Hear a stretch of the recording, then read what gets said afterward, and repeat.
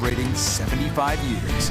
All right, we turn now back to the legislative session. Governor Spencer Cox busy tonight with an early end of the session, but he found some time for us. He joins us now live from the Capitol. Governor, we appreciate your time. Let's get right into this real quick.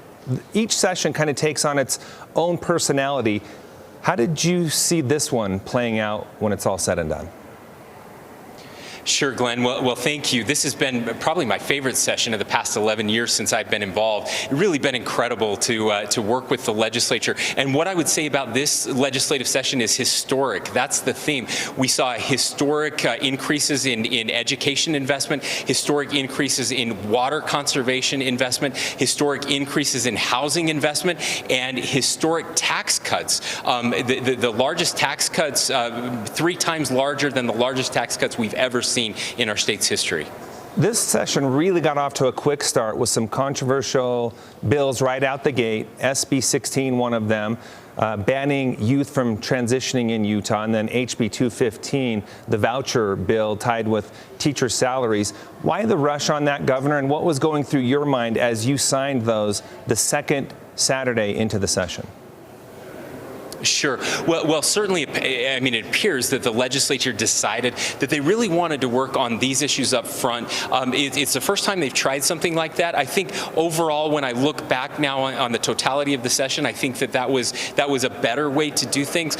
Sometimes when you're in the last week of the session dealing with those very heavy matters, things get very gummed up. There's hundreds of bills flying around, and we don't often get the best work of legislators that last week. And so I think it makes sense to deal with some of those heavier issues earlier in the session. Obviously, I think maybe in retrospect they would have taken a couple days longer, but we ended up in the same place, and again, feel really good, especially these last couple weeks of the session. Governor, a lot of critics saying the legislature was too focused on what they call cultural wars or waging cultural wars.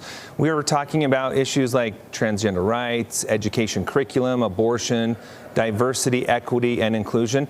Do you see these as message bills, or do you stand by these efforts?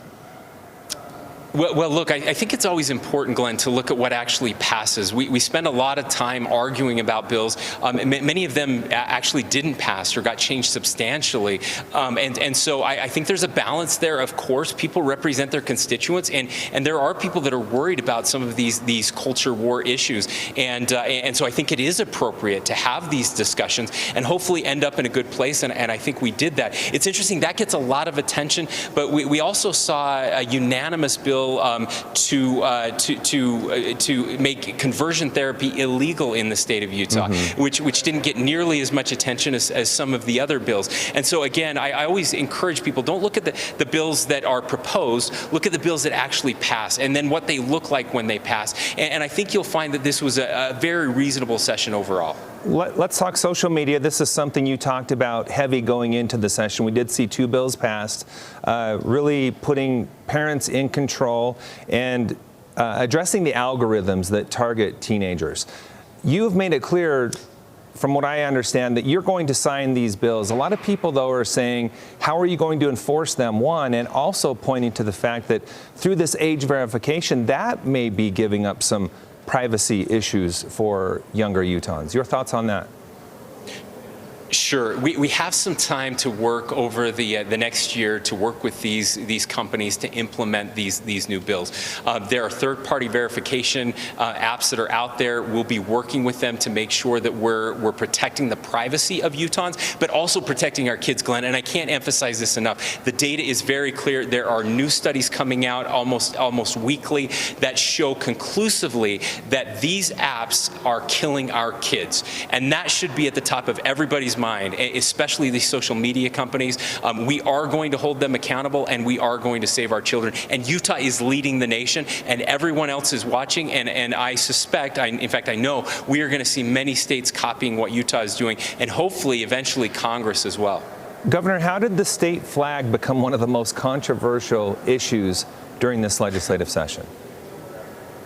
Well, I look, people are very passionate about symbols, and the flag is certainly symbolic. I hope that people on both sides of this issue will look at the final bill that came out, and it's a much better version than the bill that was started. What we have now is an opportunity for both of these flags. And by the way, there are lots of states that have two flags, including the United States. We have, of course, Old Glory, the Stars and Stripes, but then we have the presidential seal and the United States seal. So when you look at a picture of President Trump, he will have both of those flags behind him. President Biden will have both of those flags behind him, and that's what you're going to see in the state of Utah. So for those that love the state seal, that think the state seal is incredible, we did not change the state seal, and they can still fly that flag with the seal on it. And then, of course, we will have the new flag that passed as well for those that love the new symbols and the new flag.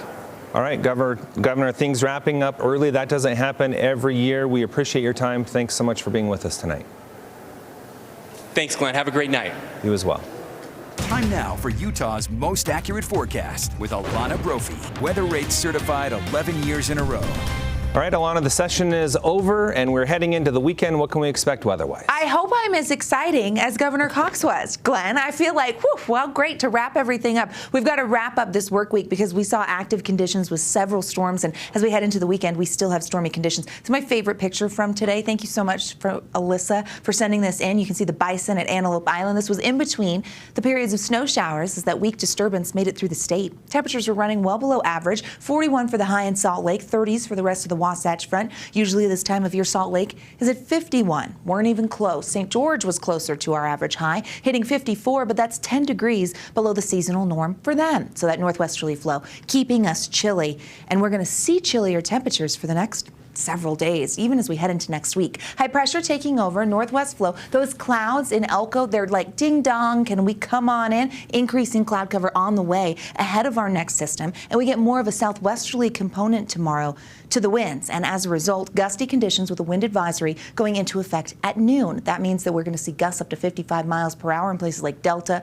Milford, so Millard and Joab counties, all the way down towards Cedar City. So you want to make sure that everything's tied down. We know the drill. This is before the front comes through, and those gusty conditions will pack a little bit of a punch, can also make for difficult travel on that stretch of I-15. So a heads up if you are heading south or north through that area. Okay, the other winter weather advisory. This is our winter alert for storm number 1. 2 will be impacting us this weekend, but we start with storm number 1, the northern Wasatch Front from Bountiful all the way up to Cache Valley. Cache Valley is included in this, a portion of Box Elder County, Wasatch Back, Uintas, southwestern Wyoming, Wasatch Plateau. All of these areas are going to see a burst of snow. So we get accumulations on the way. This goes into effect at 11 a.m., holds on until 11 a.m. on Sunday. Now, with warmer temperatures and southwesterly winds, the precip will likely start as rain in the valleys. Let me show you what I mean.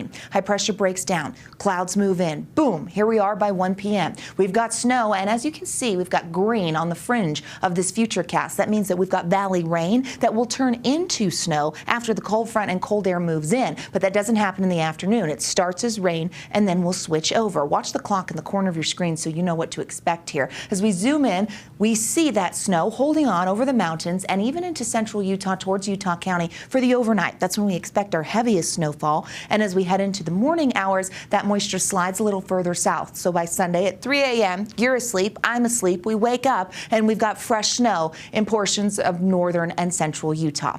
Then we quiet down for the afternoon for just a little while. There's our next storm. It's coming in, and that's going to pack a little bit of a wintry punch late Sunday and into Monday, which means the Monday morning commute has the potential to be sloppy. Look at the snow by 9 p.m., a heavier band there. Mountains will see accumulations, and this moisture extends all the way down to Iron County. How much for storm number 1? Okay, Saturday night into Sunday, take a look at those numbers. Rain to 3 inches in our valleys, 1 to 4 for our benches, 2 to 7 in Cache Valley, 4 to 8 for the Wasatch Back, and the mountains could see anywhere from 10 to 16. 30s and 40s for those daytime highs, 54 in St. George. The southern half of the state stays pretty quiet. St. George stays dry for the next several days with chance of wet weather Thursday and Friday. Here's the Wasatch Front. You see these numbers staying well below average. 2 storms, Saturday into Sunday, Sunday into Monday. Then we dry out, but we're unsettled Tuesday through Thursday. By Friday, we get another chance of snow. Temperatures in the 30s. Goodness gracious, we will hit average. Those low 50s, though, not for the next 7 days. We'll be right back.